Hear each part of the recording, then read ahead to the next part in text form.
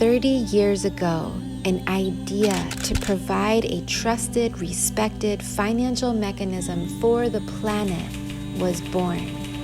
Set up to tackle global environmental problems and serve new international conventions, the GEF is science-based, owned by all stakeholders, and systematically addresses environmental degradation.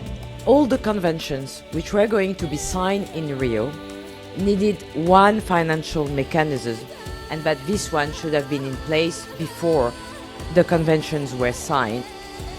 What started as a pilot program has developed today into a unique partnership that unites 18 agencies and a growing network of civil society, academia, and the private sector. We need to remember that 30 years ago, probably half of the countries in the planet didn't have a Ministry of Environment. The GF was a pioneer in the growth and development of the environmental sector within many, many different countries. Over the past 30 years, the GEF has delivered more than $21.5 billion in grants and $117 billion in co-financing. Through its small grants program, it has supported more than 25,000 initiatives in 135 nations.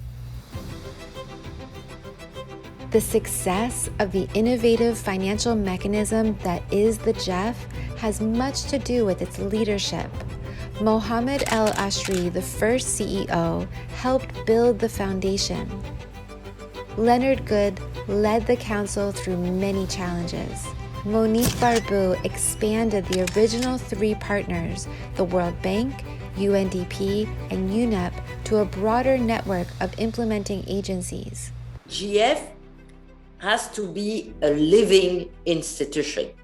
And a living institution means that the rules have to change when the time is ripe for change.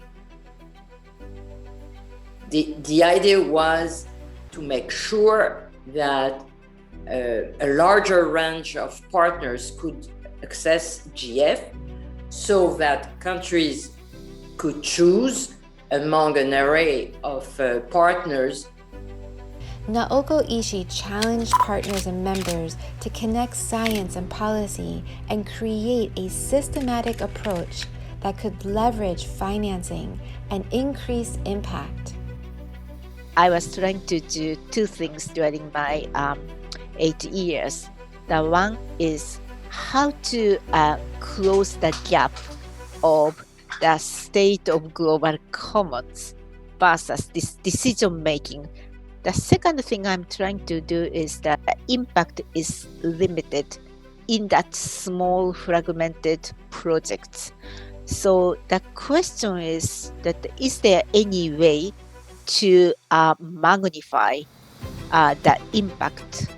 How can we really take much more the system-based approach?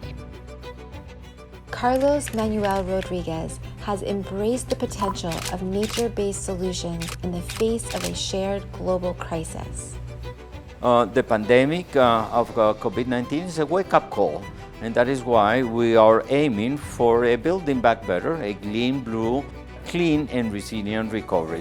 So the GF works like a catalyzer in ways that we can be able to understand ways forwards in terms of our sustainability aspiration, but also in ways by we can amplify and upscale the very successful GF investment that are being done. GF has certainly the chance to live many, many, many more years if it lives with its time. So it means there will be other reforms will be necessary, certainly. You know, we see that all those environmental questions cannot be seen in silos. And GF is the only financial instrument for environment because it has a capacity to deal with climate change, with biodiversity, with desertification, with chemicals, to maximize the impact on every aspect of those questions. So happy birthday for the 30th birthday for the GF. You were born at a very important time, but it is now you are entering into the real critical time for the humanity and for the planetary Earth. And your role is needed more than ever. We are at the crossroad in our history, and we need to take the right decisions. These should be science-based decisions with a lot of political wisdom and vision. So the decisions that we will be taking the next decade are critical to the future of humankind.